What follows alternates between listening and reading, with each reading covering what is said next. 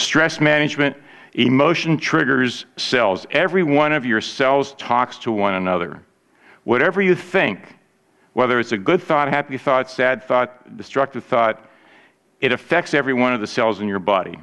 On the other hand, if you have optimism and love in your brain and in your mind, on your mind, if you have exciting plans for the future and you set noble goals, this affects every cell in your body. It affects your health. Sleeping, if you're sleep deprived, it's very stressful to you. Sleeping is not a stress management tool. Stress management is typically active. Meditation, prayer, yoga, things like that. But if you're sleep deprived, you're going to be very stressed. And caffeine, a little bit early in the day is a good stimulant.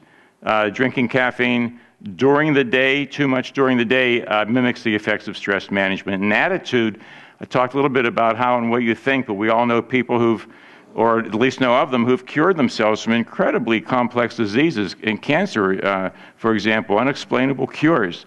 A lot of it has to do with attitude. You are what you think. We all know what emotions can do to us. We fall in love, we have one feeling, we get dumped by our girlfriend or boyfriend, we have another feeling.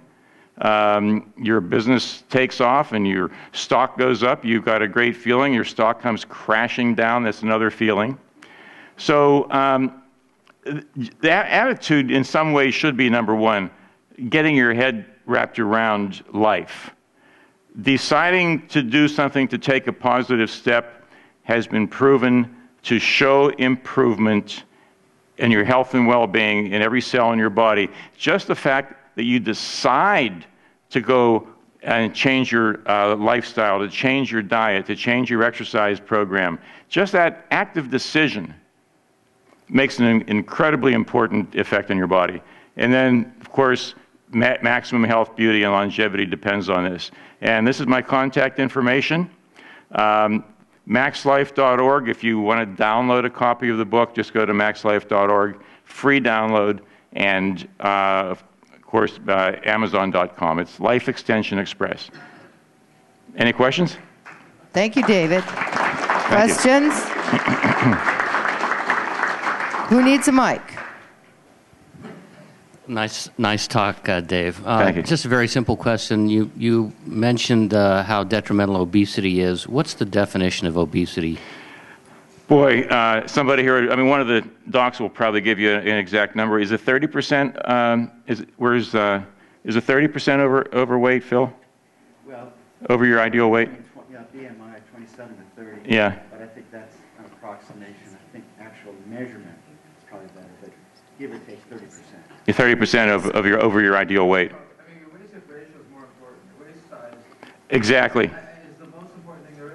Yeah. I don't even bother with BMI because that's like old school.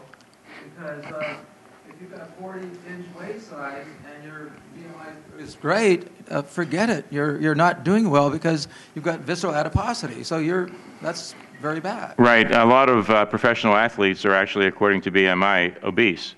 But they're very muscular. They're very, much more healthy than somebody who doesn't train. They're just big because of their sport, and it measures size more than anything. But you're right, and the percentage of fat as opposed to muscle. Yeah, yeah. Abdominal fat is one of the biggest predictors of early death. Actually, I have a question too, David. On your list of supplements, the protected glutathione, can you expound upon that? Well, glutathione is the supplement that is it's the most powerful supplement that your cells produce. And as you age, and anytime you get sick from almost anything, your glutathione level drops dramatically. And very few people who are aged have high levels of glutathione. It's related to almost every disease there is.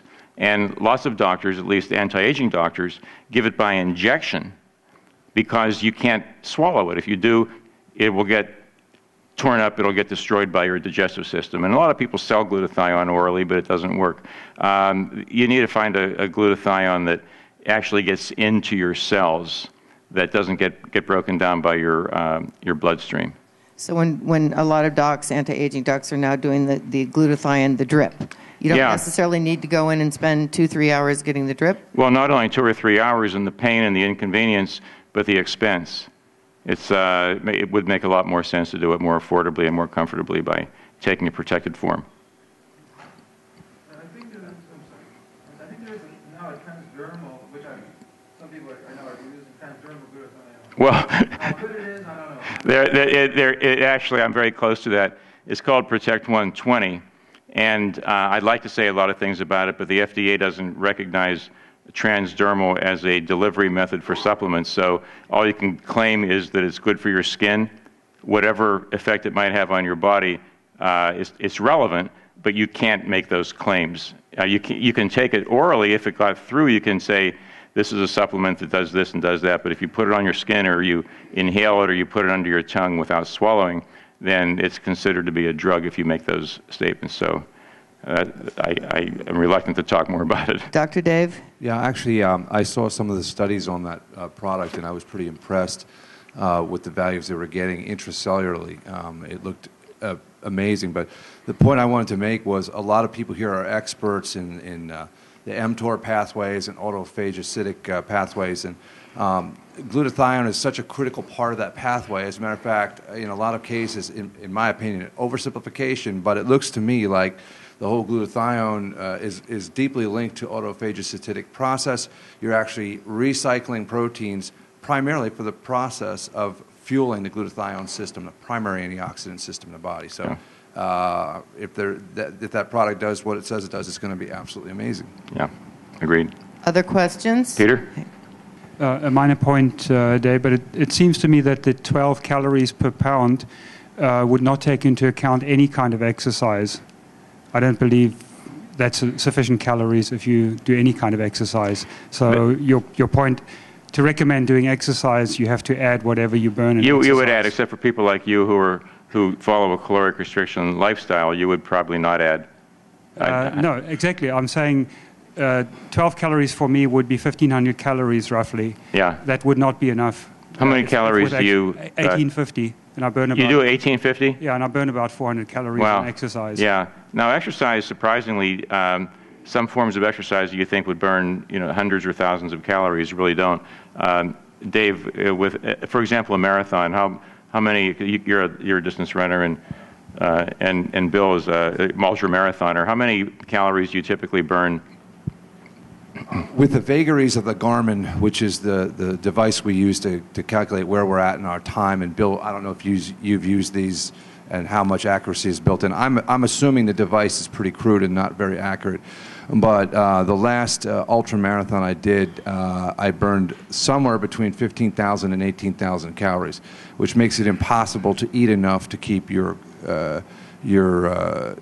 calorie balance. You're going to become catabolic no matter what you do. Now, was your ultra marathon, was that 80 miles or was that longer? Was that 100? 78. Bill runs much longer than that, by the way. This was 78. The big pitch on my ultra was that it was through the Canadian Rockies and it was at altitude. So it was about so it was about 300 calories per mile. Would that be about right? You're better at math. 200 calories per mile, maybe. It was a lot. Yeah. Well, but most people don't do what you do.